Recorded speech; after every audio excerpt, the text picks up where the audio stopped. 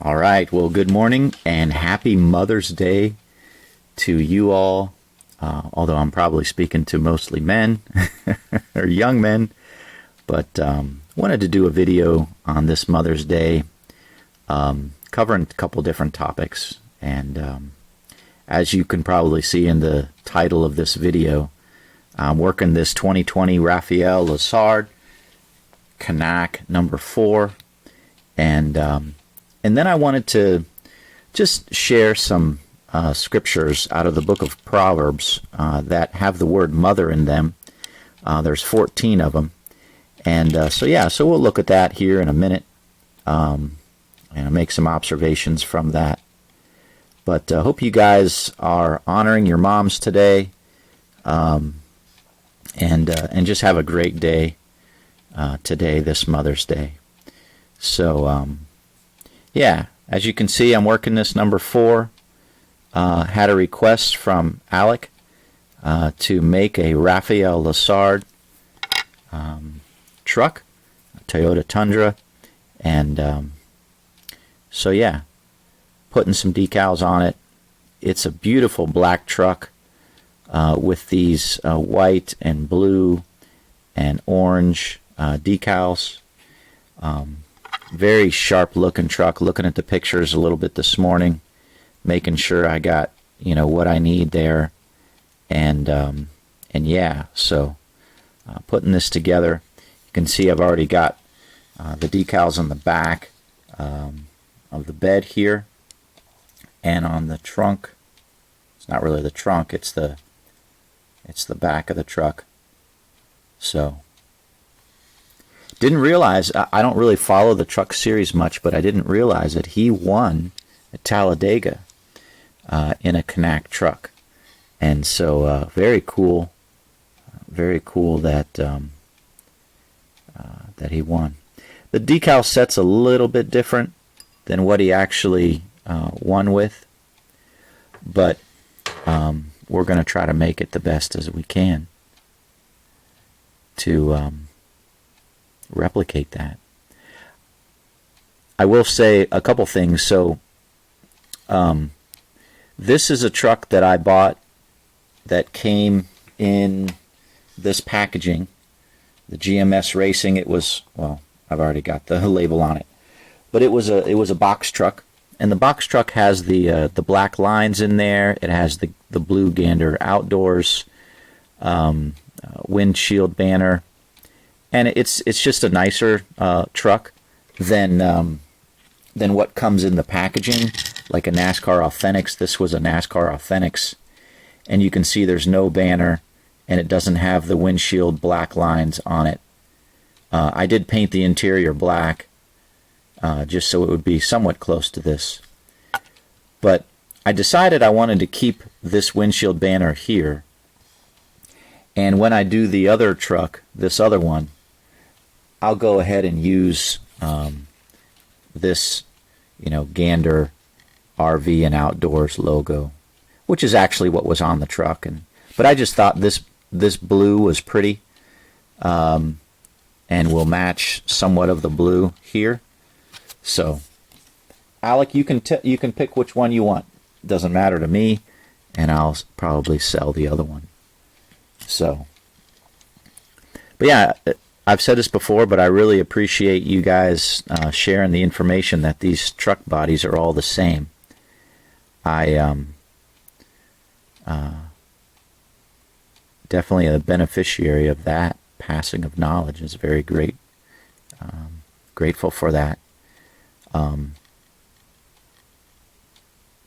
It'll be interesting putting the, this nose on here, the Toyota nose.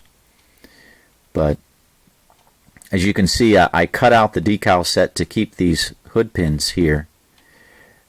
And the reason I did that, I don't always do that, but the reason I did that is because there's no raised area on the die-cast body on these trucks. So might as well use the spacing and the nice decals for these hood pins the way that they are. Now, when I do it again, I might I might actually separate it out, because you can see here the triangle is right up near the windshield. And if I cut this, separate the hood pins from the CANAC decal, then I can place the hood pins down, and I can bring this down a little bit so that the letter C's are closer to these far left and right hood pins, to make it look a little bit better. But it doesn't look bad the way it is now. It's pretty good.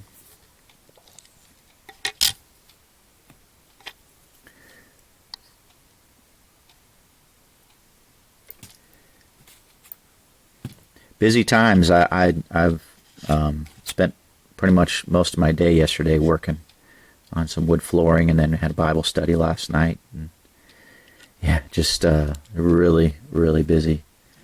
But today's Mother's Day, so today's going to be focusing on Mom. And of course, as a married man, I've got to attend to my wife, and so we'll celebrate her and being the mother of our daughters. What do you think of this Matt Kenseth McDelivery British Green Metallic? I finished decaling this yesterday morning, and I'm ready for some sealer. I'm really happy with it. I think it looks pretty cool. Like I said, I've never used this green before. From a distance, you'll say, "Oh, that's black." But then when you get up close, you can see the green in it. You can see that, right there. And then right there on the trunk.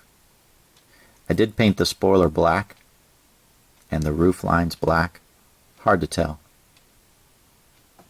But yeah, I'm kind of excited about this. This is pretty cool. I enjoy, obviously, I make cars for you guys and other requesters, but I enjoy, every once in a while making a car that's completely, unsolicited, and just kind of, just using some stuff and thinking about outside the box a little bit. And yeah, that's always fun to do. I kind of mix that in when I'm making cars. So,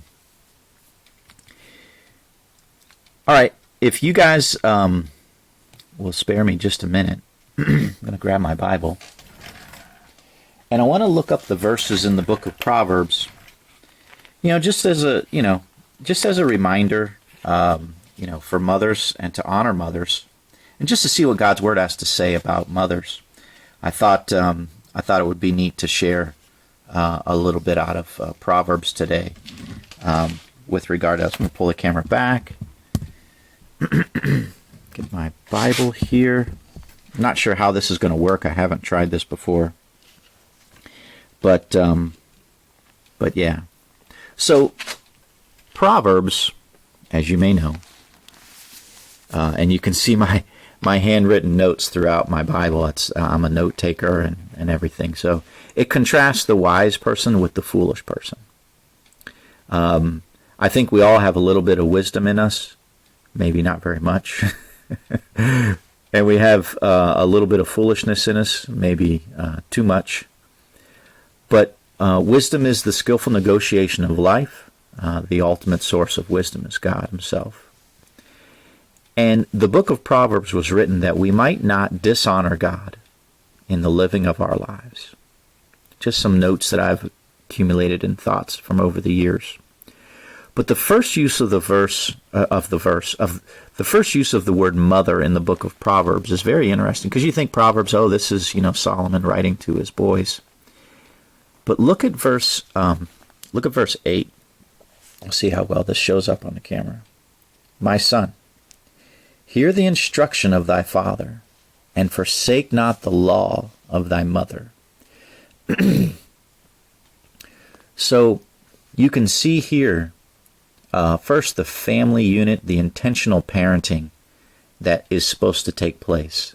Fathers are supposed to give instruction to their sons, and mothers are supposed to have laws.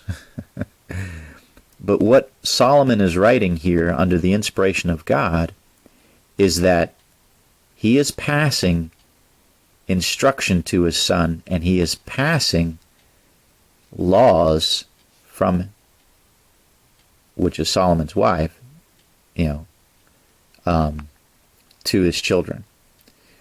So there are instructions from fathers and mothers to their children. That is biblical. And that instruction is supposed to be what? It shall be an ornament of grace unto thy head, and chains about thy neck. It's supposed to bring you great joy and blessing, right? Ornaments of grace, chains about thy neck, meaning not chains in a bad way, but like, beautiful necklaces and things. It's supposed to help you and be a blessing to you. Okay, so that's the first use of the word mother in Proverbs. Let's go to the second one. That's Proverbs chapter 4. And this is an interesting passage. It's found in verse 3, but let's look at verse 1. Hear ye children, the instruction of a father, and attend to know understanding. For I give you good doctrine, forsake ye not my law. For I was my father's son, tender and only beloved in the sight of my mother. And you can see Solomon's father was David, and Solomon's mother was Bathsheba. He says, he taught me also, and said unto me, let thine heart retain my words, keep my commandments and live. Get wisdom, get understanding, forget it not, neither decline from the words of my mouth. Forsake her not, meaning wisdom, and she shall preserve thee. Love her, and she shall keep thee. Wisdom is the principal thing. Therefore get wisdom, and with all thy getting, get understanding. And it goes on. Sometimes in the book of Proverbs you see wisdom personified as a female or as a woman, and so it's just good to note that. But how do we get wisdom? It says Solomon was obviously his father's son, meaning that his father was intentional and wanted to raise and teach his son the right way. And what was he? He was tender and only beloved in the sight of my mother. You can see Bathsheba, the way that she looked at her son and cared for him. Loving parents produce great children. And it's not that Solomon was 100% perfect or morally upright. He wasn't. He definitely had his flaws. But he was a successful man who loved God and strived to serve him, even though he wasn't perfect. But how do we get wisdom? And I just wanted to look over here real quick to Proverbs chapter 2. And look what it says, verse 6. For the Lord gives wisdom. Out of his mouth comes knowledge and understanding. And that's important to remember, that God is the giver of wisdom. Okay, and next time we see Proverbs, or in the book of Proverbs, the word mother, we see somewhat of a repeat of Proverbs 1 and verse 8. Proverbs 6:20 says, my son, keep thy father's commandment, and forsake not the law of thy mother. It says, bind them continually upon thy heart, tie them about thy neck. When thou goest, it shall lead thee. When thou sleepest, it shall keep thee. When thou awakest, it shall talk with thee. And it just talks about the instruction, the teaching of our parents goes with us through all of life. And so as children, we can look back and we can appreciate what we're learning, what we learned from our moms and dads. But as we go forward in life and we become parents ourselves, we have to be very careful what we are teaching and putting into our children, because knows that it goes with them. If we sow bad things in their lives, it will go with them. And if we sow good, though, it will also go with them. If we were to go on in chapter 6 here, one of the things that you see, this commandment, this law of our father and our mother, it goes on and it says, to keep thee from the evil woman, from the flattery of the tongue of a strange woman. And it goes on, lust not after her beauty. One of the things we see in Proverbs, and we'll note this a couple times, the instruction of our mothers and fathers should be, especially to sons, is to watch out for the strange woman. We see, like I note here, the two women of Proverbs, wisdom and the strange woman. Embrace the wisdom. Embrace wisdom. Seek after her. Watch out for the strange woman, the foreign woman, the one that is not your wife, who is trying to trick you and deceive you and come after you to get you to fall into her trap. Very important, and it's continually throughout the book of Proverbs.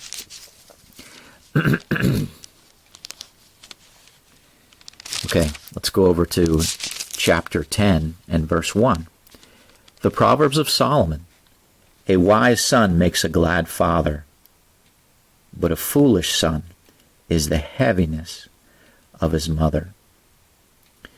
One of the things that I pray for my children is that they wouldn't be foolish, that they would be wise, they would make good choices, and that they would be, have an impact in this world for good.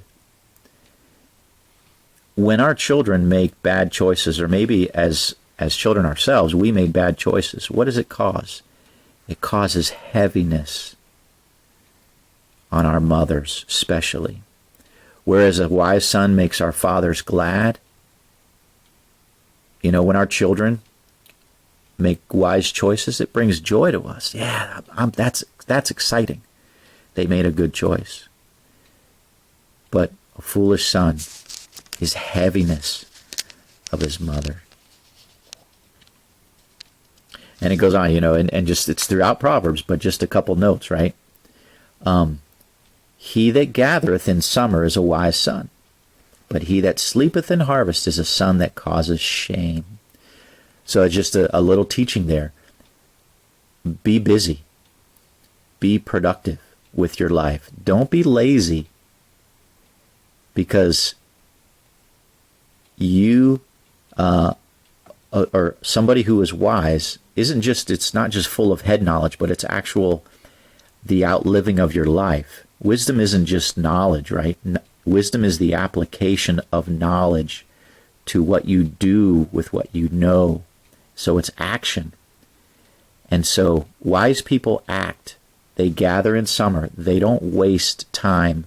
They do things at the appropriate time. Somebody who sleeps in harvest, who squanders it when they should be working, but they're not. They're wasting time. They're being lazy. That causes shame. Is a son that causes shame. All right, let's go on. Mothers. Next time we find it here is in Proverbs chapter 15 and verse 20.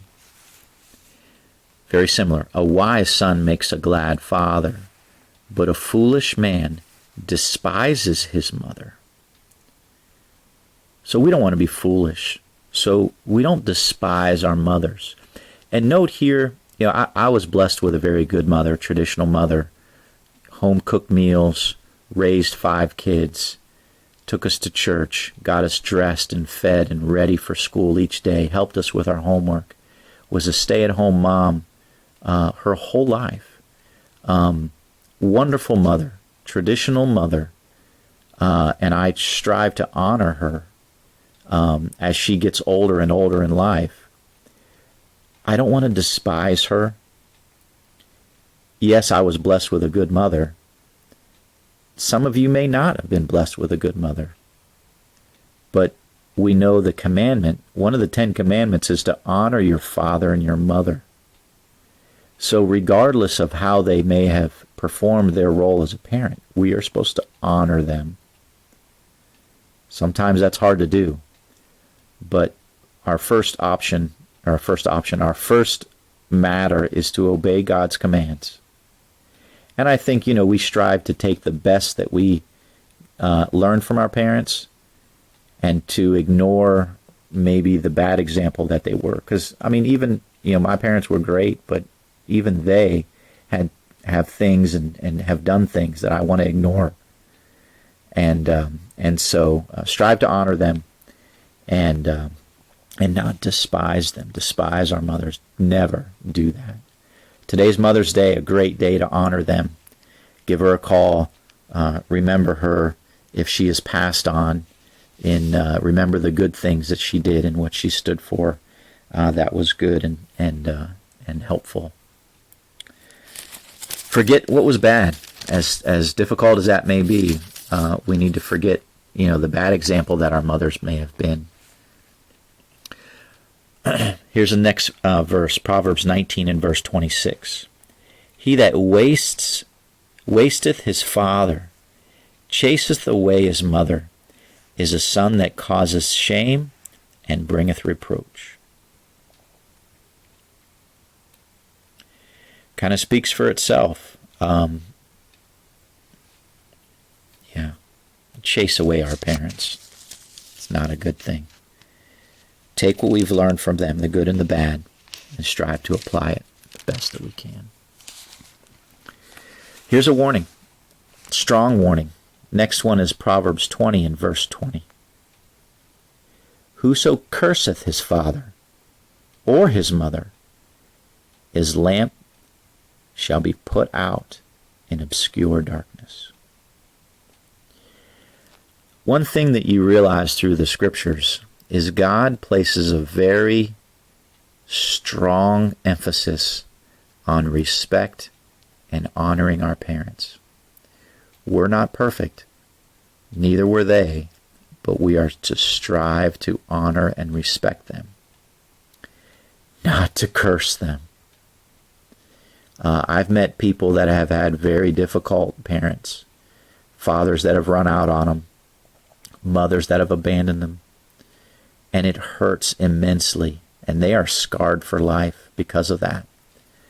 But nonetheless, God is emphasizing how we ought to treat our parents, and then how we ought to be as parents one day, to teach our children respect and honor in a loving way, and so that can continue. The destruction of the family is one of the first things that Satan is after.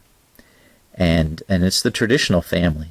And we ought not to let go of that, because that is the foundation of how people are made. People aren't made by the government or by the public school system. People are made by godly mothers and godly fathers, passing great things to their children. Okay, let's go on. Next one is chapter 23, and this is very interesting. I really like this passage a lot. So it's found twice here in this group here. So chapter 23, Proverbs, and verse 22.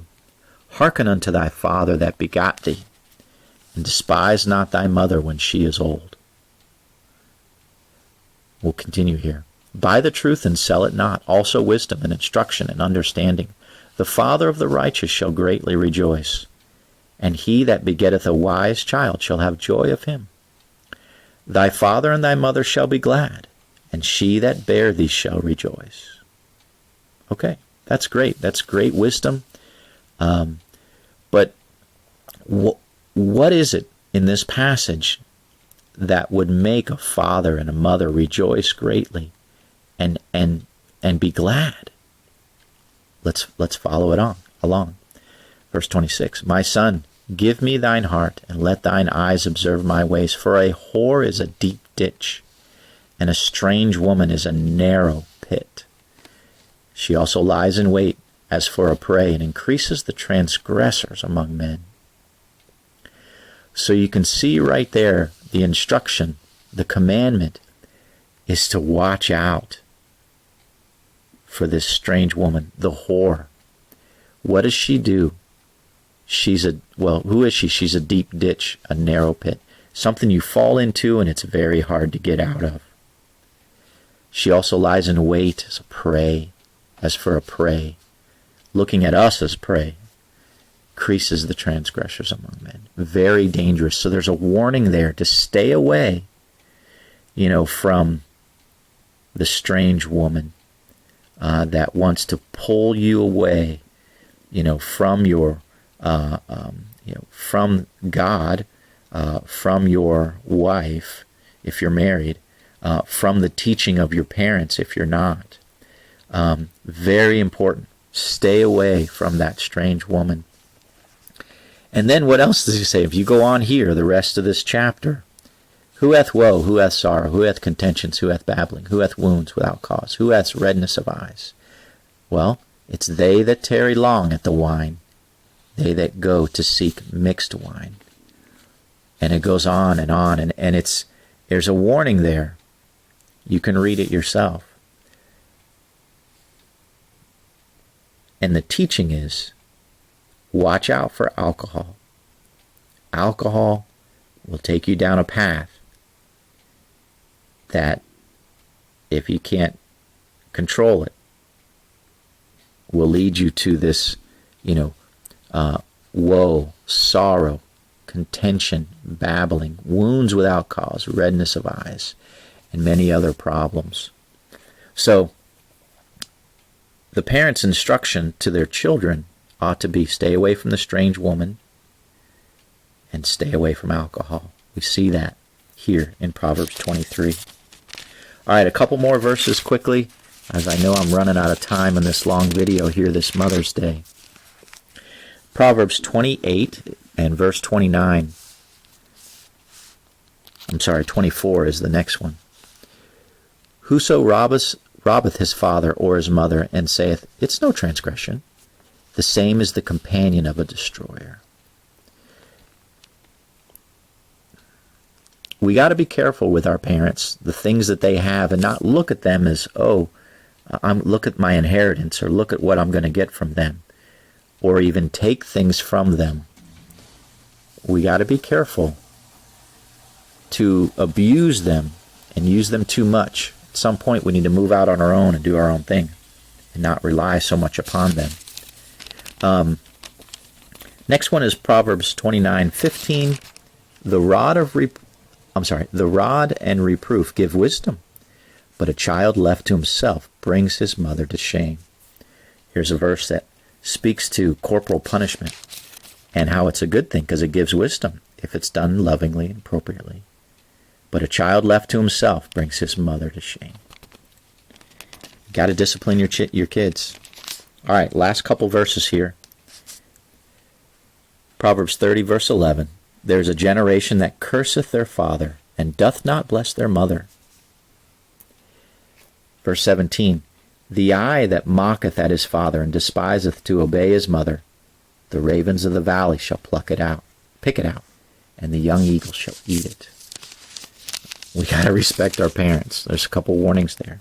And then the last one is Proverbs 31 and verse 1. The words of King Lemuel, the prophecy that his mother taught him. So you can read all of chapter 31 here and know that it's a word that his mother taught him. And you can see as you go through here, stay away from, don't give your strength unto women, nor ways that destroy kings. It's not for kings, O Lemuel. It's not for kings to drink wine, nor for princes strong drink. Another passage about staying away from women and wine. So those are some verses, guys, out of the Proverbs for Mother's Day. Hope you have a blessed Mother's Day. God bless you. Take care. Thanks for paying attention.